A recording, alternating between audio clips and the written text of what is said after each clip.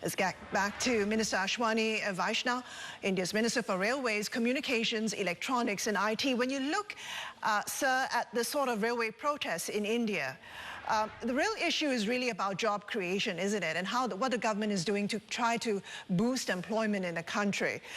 At the same time, there are concerns about how this is going to affect existing permanent jobs, pensions and salaries. How are you addressing this issue? We have started on a capex-led development cycle, and that cycle has started giving results. You would be aware that today the employment rate in the last almost 12, 13 years, the highest rate has already come. So apart from that, about 1 million jobs in the government sector, in the central government, the Prime Minister has announced that these will be filled up within the next 18 months. And we are already on track for that. In fact, in railways itself, over last 7 years, we have employed about 40,000 persons every year. So 350,000 people have been given jobs in the last 7 years. And at this point of time, we are currently recruiting about 150,000 new jobs in this in railways alone, and we are well on track. Another 12, 13 months, we would have completed the recruitment process. So yes, COVID had its very severe impact on the economy, as it happened all over the world. But we are coming out of it in a very strong way. So, give us how are you going to appease the general population when it comes to job creations? Who are you targeting? What are some of the areas you're looking at for job creation in a country? So manufacturing is one big sector in which lots of new jobs are getting created. For example, in electronics manufacturing itself, today the job level is close to 2.5 million.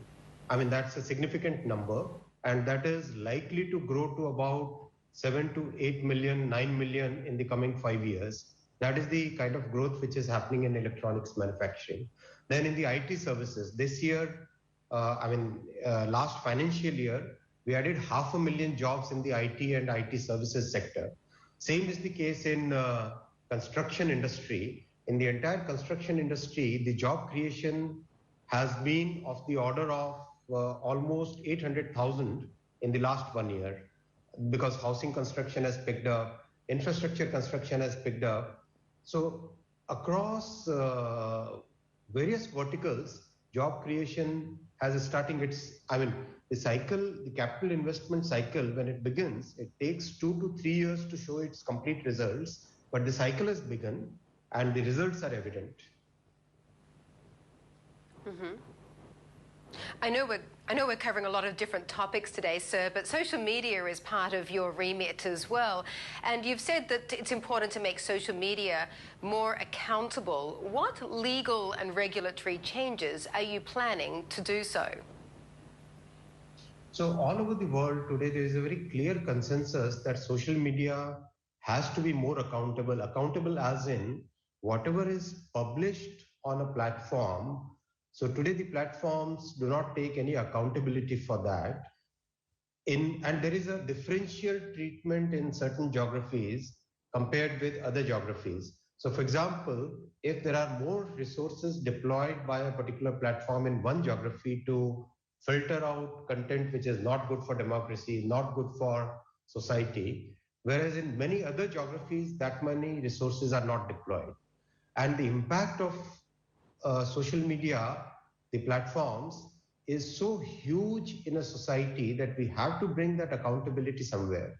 So that's what my counterparts in Europe, my counterparts in eastern parts of Asia, everywhere people are saying, in Australia, everywhere, it's very clear consensus that yes, there has to be accountability. And for that, whatever regulatory and legal changes have to be done, we will be moving forward in those directions.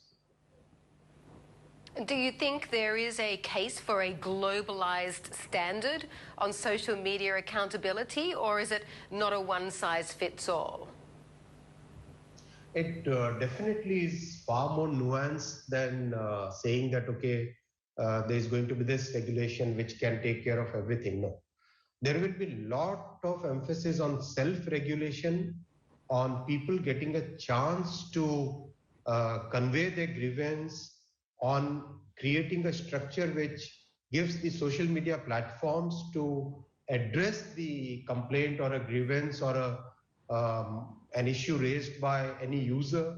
And after that comes the government. So the focus is on creating a very robust self-regulatory mechanism, a grievance redressal mechanism. Post that, the government can step in. Mm-hmm.